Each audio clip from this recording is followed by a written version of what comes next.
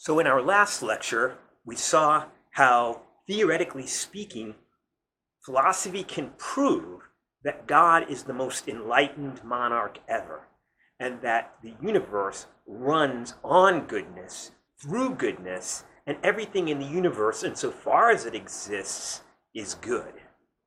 So that answers Boethius's question theoretically. Is God a tyrant? And the answer has to be, from the very premises that Boethius admits, the answer has to be no. But that still leaves the experiential problem. Why do things seem so messed up? And the way Boethius expresses it is in three questions. Why then does God give the evil power over the good, so that the evil then get rewarded in life and the good get punished? And even if you can answer that question, why is it the case that therefore there's suffering? Why does God allow the evil to enjoy life and the good to suffer? So in this lecture, we're going to answer this first question. Lady Philosophy is going to show, actually, even though it appears that the evil have power over the good, they don't. They're actually weaker than the good always, and they're actually such that they cannot really influence the good. They cannot thwart the goals that the good have. So in order to understand this, we have to understand what it means to do evil. Evil is a different word than bad. Bad is just what happens that destroys something. But a lot of things happen that are bad that are involuntary. When I voluntarily choose the bad, that is when I do evil, and that's when I am culpable and I should be punished. And so the third question then becomes, why are the evil not punished, but the good punished instead? So again, let's start with this first question of why do the evil have power over the good? Why does it seem so? So what is evil?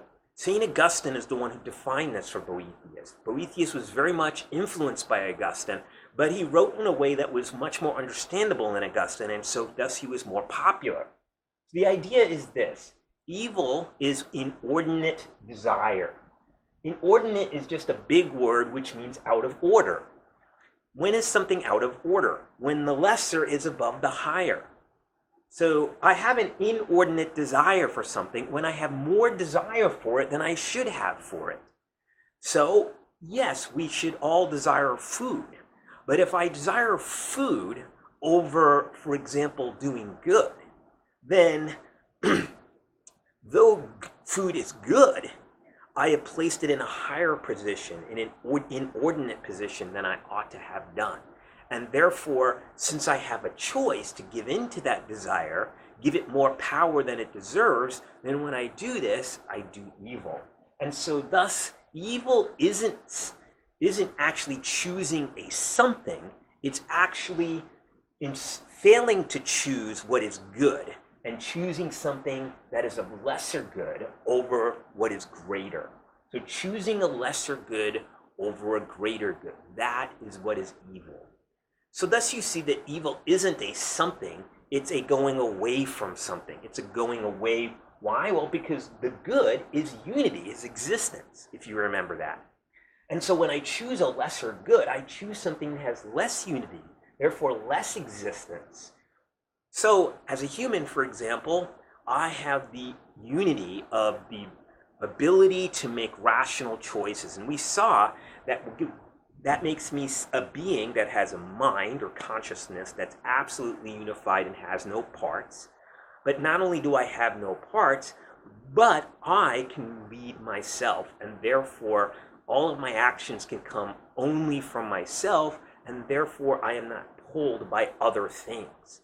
Thus I have a greater unity than an animal, like a dog. My dog Titus, when he is hungry, the desire for food is what leads him. Yes, he has consciousness and therefore has no parts in his ultimate self, but he can never choose for himself what he wants to do. He cannot deny his hunger. His hunger, which is different than him, leads him by the nose. And therefore, when Titus sees a bag of chips, even if Titus knew that the bag of chips was bad for him, and he can't know it's bad for him. Because he desires it, he will eat it, and therefore need to be taken to the vet. And so therefore, when I choose to allow desire to rule my reason, that is when I do evil, because what I've done is chosen an animal existence over a human existence, and therefore I have lowered myself. I actually went to a lower level of unity or existence. In order to see this, think about sexual desire. Say a guy has decided that the way he's going to choose a woman is through her beauty. He's going to worship beauty. Well, in doing that, what happens? Well, let's say he's good enough looking that he can choose any beautiful woman he wants. So he's attracted to Farrah Fawcett, and Farrah Fawcett's beautiful to him. But then what happens? Well, there are a lot of beautiful women, and no woman is so beautiful that there's not another woman more beautiful. And so the desire for Farrah Fawcett is what leads him to choose her, and therefore he's a slave to that desire. But sexual desire, or desire for beauty, is not a single God, it's multiple gods. And so therefore, this person who chooses in this way can be pulled in many different directions at once. So he sees a beautiful woman, a woman that's more beautiful than Farrah, and now that desire is going to pull him toward her. And then he sees another beautiful woman who's different than this other one, and that desire is going to pull him toward that other woman. And since desire constantly changes and beauty is multiple, then this young man will be pulled in a variety of different directions. And because he's given up his free will to become a slave to his desire for sexual or physical beauty, then he has become less unified. And because his soul cannot really be pulled apart, he has tortured himself. And so therefore, when I do evil, what do? I actually harm myself. And since I harm myself, I go away from what is good for me. I go away from unity. But we already saw that what is good is happiness. And so what I go away from when I do evil is my very happiness. I seek happiness, but what I do leads to the opposite. And we saw this in the chasing after worldly goods. When I chase after wealth, I seek self-satisfaction. But what I actually do by attaining that wealth is I create a new dissatisfaction and therefore create a new desire for more wealth. And therefore, by the chasing of wealth for satisfaction, I actually lead away from my satisfaction. And this is true with all evil doers. In the very doing of evil, they lead away from their unity and therefore lead away from their good and therefore lead away from their happiness. So how does this answer this first question? Well, it follows, if you understand what power is, that the evil, therefore, is always weaker than the good person. Well, why? Well, what does it mean to have power? Let's say power over my arm. Well, to have power is to want to do something and then be able to do it, right? It has these two characteristics: to will a certain goal and then to be able to achieve that goal. So to have power over my arm is to say will to raise my arm and then raise the arm, to be able to do that or not to do that. Thus, power is about two things: what I want and what I get. What I want and what I am able to get. So, if we look at both the evil and the good, we know that their main goal in life is always the same. Everything in the universe, and therefore all human beings, seek the good. Everything in the universe, therefore, seeks happiness. So both the good person, Mother Teresa say, and the bad person, Hitler, both have the same goal in life. They both want happiness, their true happiness. So, does the evil get their goal? Does Hitler achieve happiness? By our very understanding of evil and what it is to do evil, they cannot. Because in the very doing of evil, they destroy themselves, destroy their happiness by destroying their good. And so the evil, by doing evil, never achieve the one goal they have. They are always seeking after happiness, wanting it, but in the very act of doing what they do, they destroy the possibility of their happiness. Now let's reverse the scenario and think about a good person. Say again, Mother Teresa. What happens with her? Well, Mother Teresa, because she loves the good, this is what she wants in life. She wants the good. When she does good, therefore, she's always doing what she wants. Therefore, she's always achieving her goal. And since the good is happiness, then Mother Teresa, by doing good, the very act of doing good is closer to true happiness, because she's closer to being like the good, like God. And so therefore the good in doing good always achieve their goal, and therefore are powerful. But the evil in doing evil always thwart their own goals, and so therefore are weak.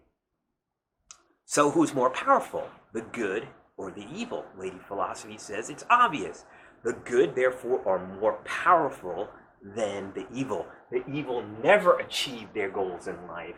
The good, by being good, always achieve what they want. To understand this, realize that what we're talking about is a truly good person. A good person is not someone who does good for ulterior motives. In fact, the more someone does a good thing for ulterior motives, the less good we think of them. Imagine you see me helping a little old lady across the street. At first you might think, oh, that's really nice. And it might be nice if I was doing it because it was good. But let's say you found out that I wasn't doing it because I wanted to help her, but rather because she's very rich and I wanted her to like me and leave me her money. Then you'll notice, because I wasn't doing it because it was good, but rather for some ulterior motive, that takes away your admiration for me. It takes away from your praise that I'm truly doing good.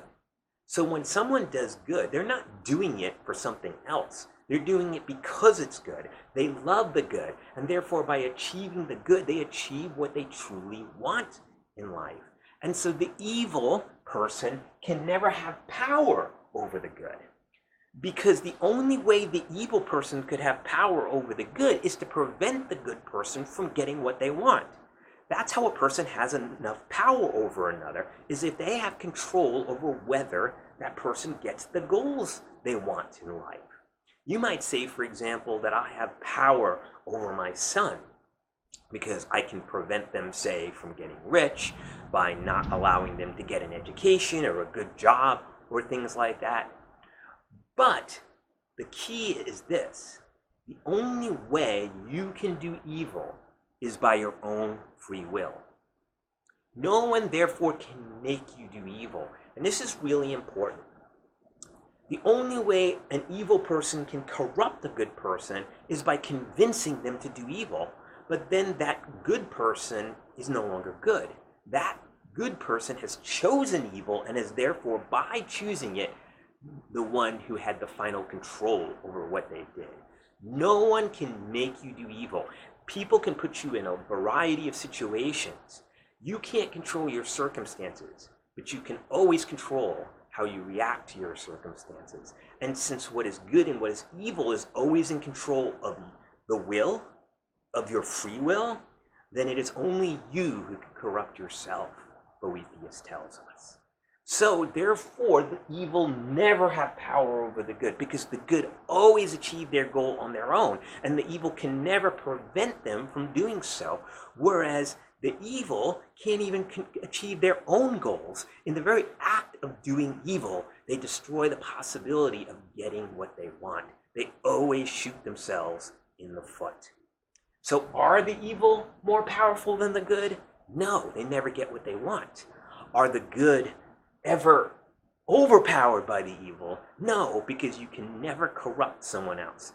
Only they can choose to be corrupted. And so the evil never get what they want, but try, and the good always get what they want. And therefore, the evil really don't have power over the good.